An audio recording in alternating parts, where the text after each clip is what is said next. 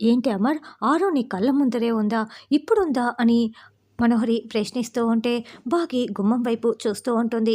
అయితే ఆరు బాగికి కనిపించకుండా పక్కకు దాక్కొని ఉంటుంది. ఏంటి బాలిక, నువ్వు నన్ను మోసం చేస్తేవి కదా, నీకున్న శక్తుల్ని దుర్వినియోగం చేసి నీ భర్తకు కూడా కనిపించుచుంటివి కదా అని గుప్తా గారు అంటే, అయ్యో గుప్తా గారు, నేను నా చెల్లికి మాత్రమే కనిపిస్తాను, నేను శక్తుల్ని దుర్వినియోగం చేయలేదని ఆరు చెప్తుంది. అవును. నేను ఆఫీస్‌కి వెళ్తున్నప్పుడు, ఇంటికి వస్తున్నప్పుడు లాన్‌లో నిలబడి ఆరు నన్ను చూస్తున్నట్లు నా మనసుకి తెలుస్తూ ఉంటుంది. ప్రతి క్షణం ఆరు నా పక్కనే ఉన్నట్లు నాకు అనిపిస్తూ ఉంటుంది.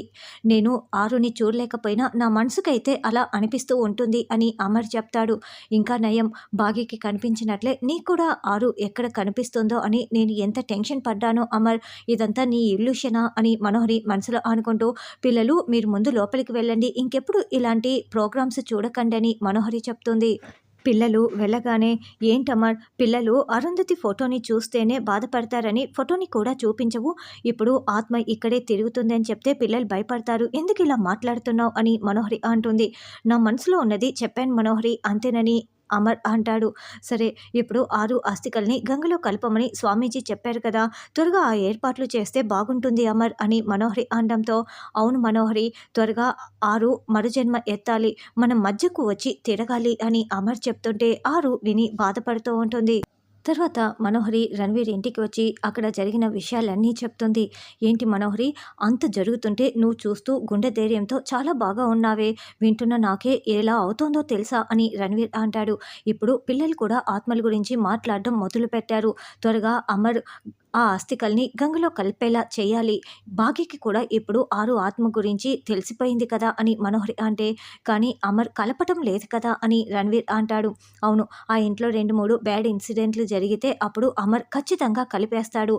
ఆ బ్యాడ్ ఇన్సిడెంట్లు గంగలో కలపకపోవటం వల్లే అని నేను కూడా రెచ్చగొడతాను అని మనోహరి అంటే, మరి చేయటం ఎలా అని రణ్వీర్ అంటాడు.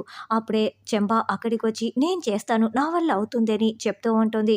ఏంటి చెంబా, నువ్వు ఇంకా ఊరు వెళ్ళలేదా అని రణ్వీర్ షాకింగ్గా అడుగుతూ ఉంటారు. ఆ ఆత్మపై పగ తీర్చుకుంది నేను ఎలా వెళ్తాను రణ్వీర్, నాకు ఆ ఆత్మ కావాలి, మీరు చెప్తున్న ఆ బ్యాడ్ ఇన్సిడెంట్లు నేను జరిగేలా చేస్తాను అని చెంబా అంటుంది.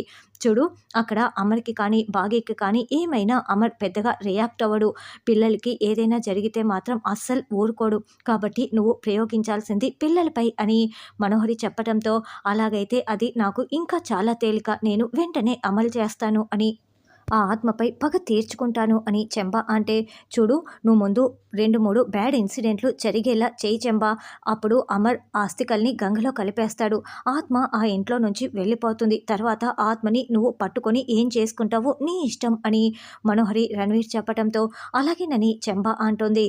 ఇది మనకు చివరి అవకాశం చెంబా, బాగీకి ఏ మాత్రం డౌట్ వచ్చినా ఆ ఆత్మకి చెప్పేస్తుంది, ఇద్దరు జాగ్రత్త పడతారు, కాబట్టి జాగ్రత్తగా చేయి అని మనోహరి చెప్తుంది. తర్వాత గుప్తా గారు చీకటి పడిన తర్వాత లాన్లో అటు ఇటు కాలుగాలిన పెళ్లిలా తిరుగుతూ ఉంటాడు. జగన్నాథ, అసలు ఈ గృహమున ఎప్పుడు ఏం జరుగుతుందో ఏమీ అర్థం కావటం లేదు, క్షణక్షణాన ఉత్కంఠ భరితంగా ఉంది, నాకు శిరోభారము ఎక్కువైపోయినది, ప్రభువుల వారేమో అస్థికల్ని గంగలో కలిపి ఆ బాలికని తీసుకురమ్మని చెప్పాడు, కానీ ఇప్పుడు ఏం జరుగుతుందో నాకే ఇంత భయంగా ఉందే, ఇప్పుడు భవిష్యవాణిని తీసుకొచ్చి ఏం జరుగుతుందో తెలుసుకొందును అని ధూమ్తక అని మాయా దర్పణాన్ని ప్రత్యక్షమయ్యేలా చేస్తాడు. ఇక వెంటనే దానిని ఓపెన్ చేసి జరగబోయేది మొత్తం వీక్షిస్తూ ఉంటారు. రామూర్తి ఇంటికి వస్తాడు. ఇక పిల్లలు బాగి, అమర్, మనోహరి, రామూర్తి పిల్లలు అందరూ కూడా ఏదో మాట్లాడుకుంటున్నట్లు, ఏదో వైపరీత్యము జరుగుతున్నట్లు గుప్తా గారు వీక్షిస్తూ ఉంటారు. ప్రభు, ఏంటి ఈ వైపరీత్యము నిజంగా జరుగుతుందా, ఒకవేళ ఇలాగ కనుక జరిగితే మానవులు ఖచ్చితంగా విధి వంచితులే అని చాలా టెన్షన్ పడుతూ ఉంటాడు. అలా మాయాదర్పణాన్ని మూసివేసిన వెంటనే గుప్తా గారు అంటూ ఆరు అక్కడికి వస్తుంది. నువ్వా బాలిక అంటూ గుప్తా గారు ఉలిక్కి పడిపోయి ఆరు వైపు షాకింగ్గా చూస్తూ ఉంటారు. ఏమైంది గుప్తా గారు, ఎందుకు ఇంతలా టెన్షన్ పడుతున్నారు, మిమ్మల్ని తాకే ధైర్యం నేను తప్పిస్తే ఇంకెవరు చేస్తారు చెప్పండి, మళ్ళీ ఈ మాయాదర్పణంలో ఏం చూశారు అని ఆరు ప్రశ్నిస్తూ ఉంటుంది. ఏమీయూ లేదు బాలిక అని గుప్తా గారు అంటే, మళ్ళీ ఏం జరుగుతుందో మీరు చూసి ఉంటారు కదా గుప్తా గారు, ఏమైనా జరుగుతుందా చెప్పండి అని ఆరు అడుగుతూ ఉంటే, ఏదో ఒకటి జరుగుతూనే ఉంటుంది కదా బాలిక, అదే కదా ఈ సృష్టి రహస్యము అని గుప్తా గారు చెప్తుంటే, అదే గుప్తా గారు ఏం జరుగుతుందో చెప్పండి అని ఆరు అంటుంది.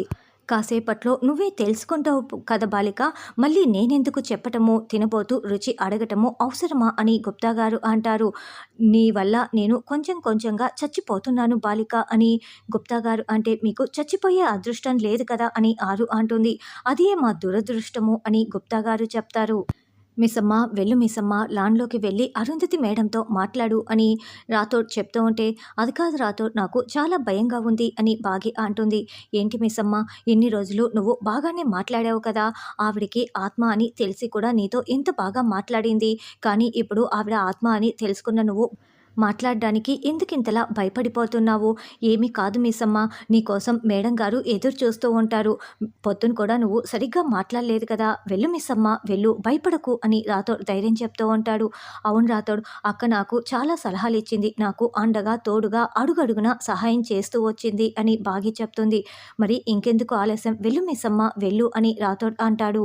లాన్‌లోకి వస్తున్న బాగిని చూసి, అయ్యో గుప్తా గారు, మా చెల్లి వస్తోంది. ఇప్పుడు ఎక్కడ నేను దాక్కోవాలి? చెప్పండి చెప్పండి అని ఆరు అంటే, ఇప్పుడు నువ్వు దాక్కున్నా ప్రయోజనం లేదు బాలిక, వెళ్ళి మాట్లాడుము అని గుప్తా గారు అంటారు. ఉదయమేమో వద్దని చెప్పారు. ఇప్పుడు మీరే వెళ్ళి మాట్లాడమని చెప్తున్నారు.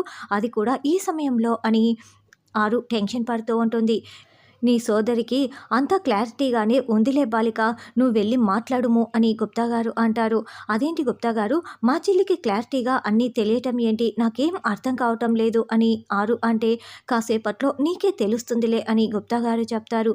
ఏంటో కాసేపు కాసేపు అని నన్ను ఇలా టెన్షన్ పడుతున్నారు అని ఆరు అంటుంది. అక్క అని బాగి పిలవగానే, ఏంటి చెల్లి అని ఆరు అంటుంది. సారీ అక్క, ఉదయం నీతో సరిగ్గా మాట్లాడలేకపోయాను అని బాగి అంటుంది.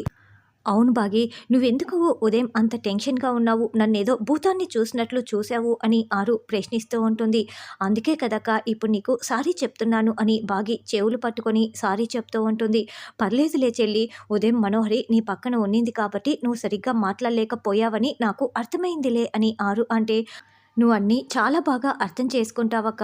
నువ్వు నాకు చాలా సార్లు హెల్ప్ చేశావు. చాలా థ్యాంక్స్. నీకు ఎలా థ్యాంక్స్ చెప్పాలో కూడా నాకు అర్థం కావటం లేదు అని బాగి, ఆరు అలా కబుర్లు చెప్పుకుంటూ ఉంటే రాథోడ్ దూరం నుంచి చూసి సంతోషంగా చూస్తూ, నేను చెప్పినట్లే మిస్సమ్మ చూడు ఎంత బాగా మాట్లాడుతోందో అని చూస్తూ ఉంటాడు. తర్వాత పిల్లలు హోంవర్క్ చేసుకుంటూ ఉంటే అంజు మాత్రం హోంవర్క్ చేయకుండా బుక్ పట్టుకొని అటు ఇటు తిరుగుతూ ఉంటుంది. అంజు, ముందు హోంవర్క్ చేస్తావా లేదా అని పిల్లలు అరుస్తూ ఉంటారు.